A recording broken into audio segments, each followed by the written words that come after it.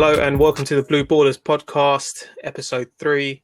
I'm very, very excited. We're 24 hours post a very, very big win over Newcastle. Big 3 points after the international break, which we discussed on the last episode. I'm joined by Rehan. We just wanted to kind of dissect and talk about the game, which from my view was quite frustrating at times because we had a lot of opportunities to kill off the game. Ultimately, we were a lot better than Newcastle, but we made, I think, more of a game than it needed to be. What did you think of the performance? Yeah, frustrating, as you mentioned, and a lot of good opportunities that were missed. I was very happy with the creativity, just the finishing touch, that needed to be improved for it to be a complete game. Yeah, definitely. I thought Werner found himself in several good scoring positions. Didn't make the most of it. He wasn't as clinical as his reputation goes. Mm-hmm. Tammy, I thought was also quite brilliant the way he was able to work off both Ziyech and Werner. Mm-hmm.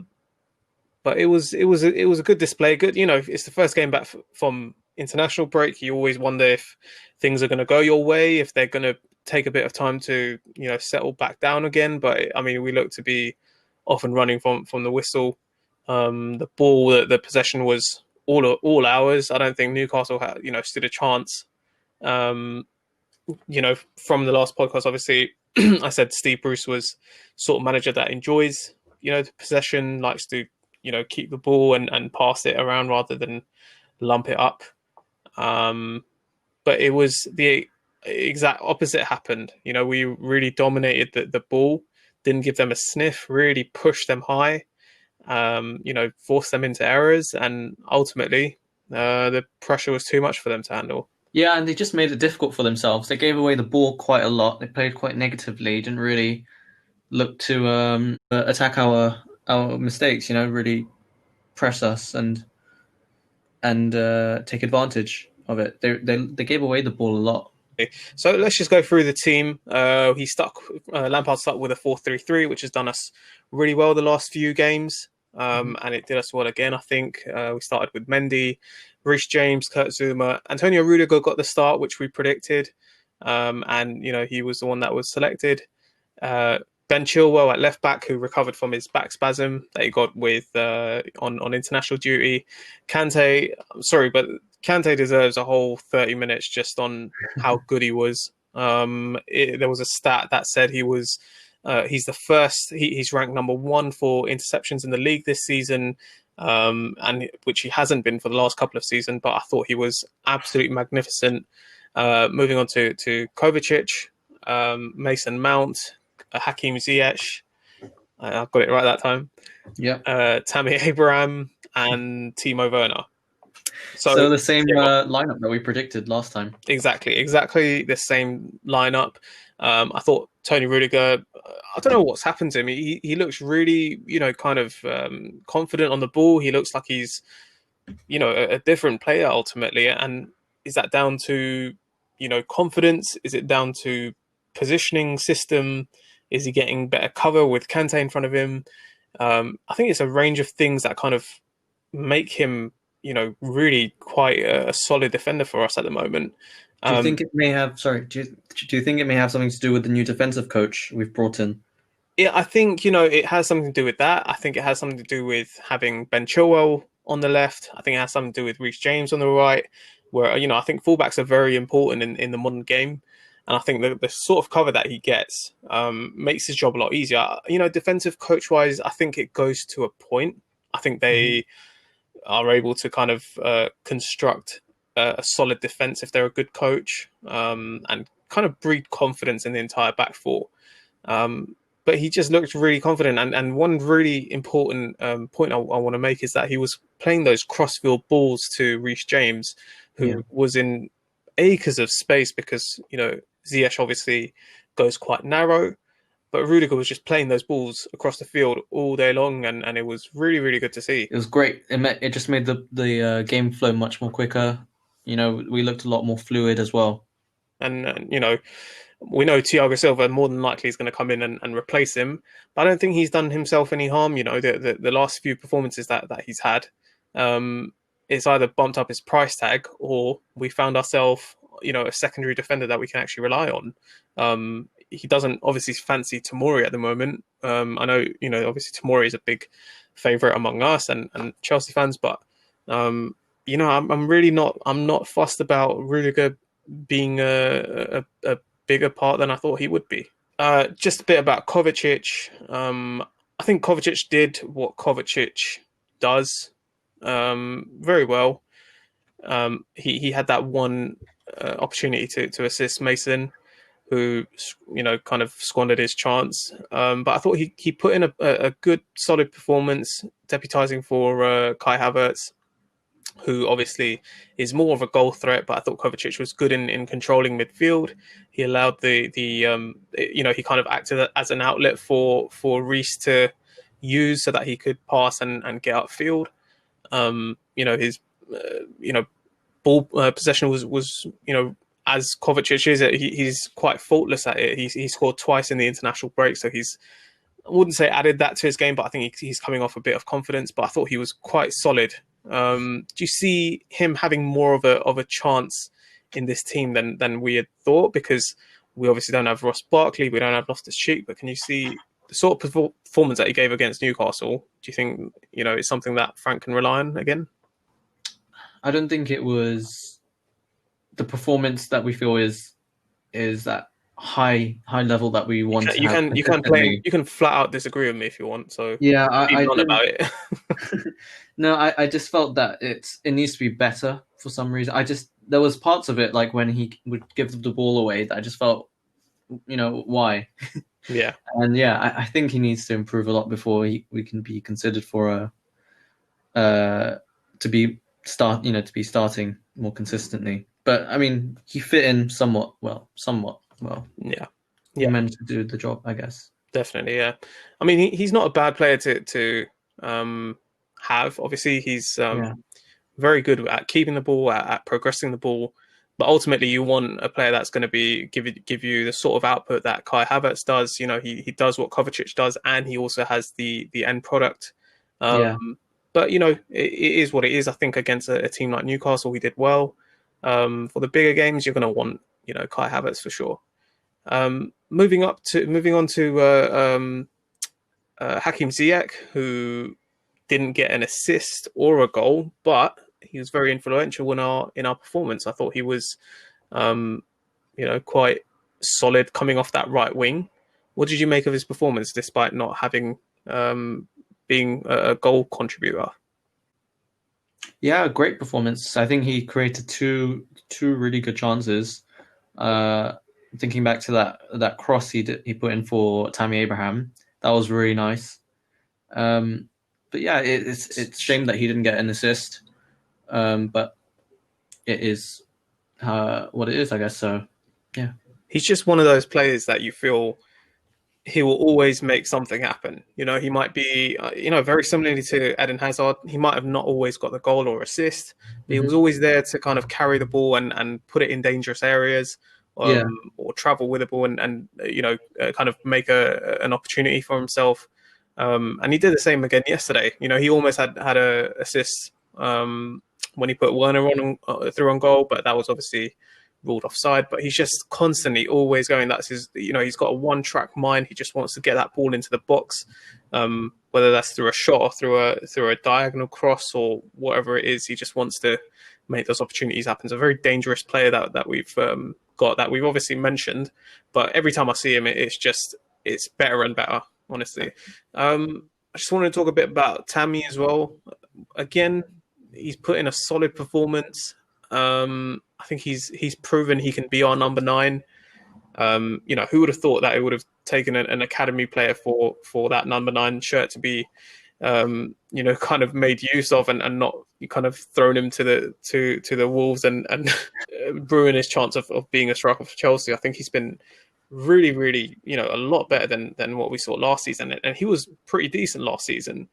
Yeah, But it looks like he's just gone to another level now. He looks like he's elevated his game, his link up play, his passing, his vision, his ability to kind of he's always had this, but I think his movement is what's really underrated as well. I heard yesterday Ian Wright, one of the greatest strikers in Premier League history, talk about Tammy's movement, how much he admires it. I think for a striker, having good movement is about 50% of their game. And Tammy seems to be just adopting really, really good movement, whether that's coming through playing, training daily with Timo Werner and Olivier Giroud. I mean, it's quite possible he's picked up a thing or two, but he's looking really, really sharp. sharp, and I think just very mature. You know, like last year he seemed quite dangerous, but he's added a different level, as you've said. You know, it makes the team look stronger as well when he performs that way and that he does the things that he does now. Yeah, we talked about this on the last podcast as well, but when he's in this sort of form, you can't leave. For me, you can't leave Werner or Ziyech out. Ziyech out. I Mm-hmm. did it. But I mean, when he's in this sort of form, what you've got is you've got an aerial threat. You've got a guy that can link play up, and and a guy that with extremely good movement that can kind of sniff out goals. He's good with his head, like I said. So it's really difficult to see at the moment him leaving Tammy out, and we know Lampard is good with bringing in players and leaving players out because it's all based on their form. It's based on whether they deserve their place in the team. He's not one of those managers that persists with a player just because he thinks it might help with their confidence. He takes them out. He's able to rejuvenate them, puts them back in the team, and they're brand new again. So Yeah. we'll have to manage that situation really well. I mean, if assuming Pulisic will be back very soon. Do you stick with this front three or do you twist? I do. I stick with it. I stick with it for sure because if it's working this well, then I'm gonna continue with it until it stops working. What does Pulisic give us that we don't currently have? He's a wild card, isn't he? He's just he's exactly the same like Eden Hazard, where he can have a match where, and not just one match, you can have many matches where he's just unplayable. You don't know what to do against him because he's just Unpredictable. He's he's a very real unpredictable. maverick on the ball. Exactly, and that's like what Hazard was in his prime. Hmm. Yeah, You know, absolutely. just And it's a luxury for Lampard and Chelsea to have both Pulisic and Callum Hudson-Odoi. yeah, Um, but it is a long season. I think things change very quickly. And football is very fickle. Tammy's doing great at the moment, but a few months down the line, if he loses form and Pulisic comes in and is a world beater as we thought he'd be, where all of a sudden looking a bit silly, but at the same time it's beneficial to the club. I think we're able to rest players, bring them back into form, without having to pressure them. Do you see it as that sort of management? Do you think he will persist with players until they lose form, or do you think he has his starting three kind of set in stone and he doesn't change this? if the team is performing well right now, getting clean sheets, getting goals, and getting 3 points, stick with it until it doesn't work. Yeah, definitely. Just a few observations I thought were quite interesting. Right off the bat, I think our kickoff, we've changed our kickoff style a bit. I don't know if you noticed that, but we've gone back to what we did when Sarri was manager, which is boot the ball up right to their right back or left back because it obviously puts the opposition team on the back foot. Do you think it's a good tactic, or do you think like we should be a bit more old school and kind of knock the ball around in defence and kind of invite players to come up? Or what do you think of that tactic? I know it's quite elementary, but for me, it kind of sets the tone for the rest of the game. I didn't actually notice Yeah. it. Did you notice it during Zari though, um, when David yeah, Luiz used to pump that ball up? Yeah, yeah, and that would give them the chance to like press up high and win it back in a dangerous area. We're very much a pressing team. I think Yeah. there are little things that go unnoticed. I think that was one of them, which has changed, which we didn't do last season at all. Hmm. Um, but I think straight away, when you saw us against Newcastle, it was very much about we're going to press you very high. That hexagon shape remained, where the two central attacking midfielders were, up high, pressing their back five. Newcastle obviously reverted to 5-4-1 when they were defending, and then I think they stuck with 5-4-1 throughout, even when they were attacking, because they didn't really create a lot. Um, their big threat, Callum Wilson, was didn't play. I think they're trying to keep him a bit fresh for the fixtures that they feel are more they can realistically actually win. Hmm. But it was that man Alan Saint-Maximin who always kind of put them level with us, and he was a really really good threat. What do you think of him as a player after seeing that game? Yeah, he was the bright spark, anything that he would be the gateway to an opportunity happening.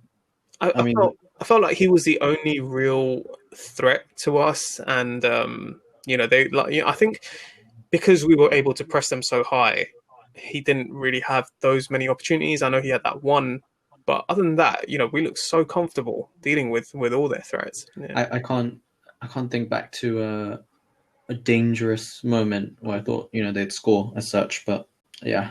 I mean possibly when Saint Maximin was I think he was running just past Zuma or Rudiger, one of the two, I can't quite remember, and then he shot it but it went wide. That was it. I think that was in the first half. Yeah. So another observation um, was the way we deal with the switch of play. I think our team is well positioned now to kind of deal with the opposition switching from one side to the other. Um, Again, I need to give Ben Chilwell his credit because I think he's really exceptional at reading danger and reading the ball kind of either going behind him or having to deal with 2v1 situations. Um, but I think that again the coaching is just so good at the moment, and again I don't know if it's down to like you mentioned the defensive coach, but we look a lot more kind of well drilled and more assured. When we have to when we're defending. So it was just another small observation. What do you think of? Do you really think it's down to Anthony Barry, the coach that everyone's calling the defensive coach? Do you think he's changed a lot? Well, we've gotten a lot better, haven't we? It may be different reasons as well, but I think that he has had an effect. I think the team looks a lot more structured defensively. Um, in terms of Ben Chilwell's his positioning and his recovery pace allows him to really crack down on any threats on that left hand side. But Anthony Barry, I think he does help a lot with the structure, defensive structure of the team, Yeah, not creating not too much gaps in between the lines as well. Is another thing yeah, that I think he's improved. definitely. So it was quite an interesting. So I think that kind of wraps up our analysis for Newcastle. We've got Rennes on Tuesday, which should be a really good game. We'll do a preview for that probably tomorrow or Monday or Tuesday. Sorry. So, but we're coming off a weekend where we went top of the table, even if it was for a few hours. Um, Tottenham obviously won 2-0 against Man City. I don't know if you caught that game. Yeah, Great game, great game. I enjoyed it thoroughly. let's talk about Tottenham for a second. Yeah. Um, I said in the first podcast, they have no business around the Premier League. Hmm. I still believe that. I still think they won't win when it really matters. And I don't think that's down to them being Spursy, as people put it, but I just don't think they have enough in depth to kind of deal with that. I know they've got Gareth Bale, Steven Bergwijn, Lucas Moura, Harry Kane, Heung-min Son, all in really good form. Um, but I mean, I just felt Man City were very amateurish in the way they attacked yesterday. They weren't their regular selves. Raheem Sterling obviously didn't start, but overall, it it was very much Tottenham defending, parking the bus, and kind of hitting City on the counter.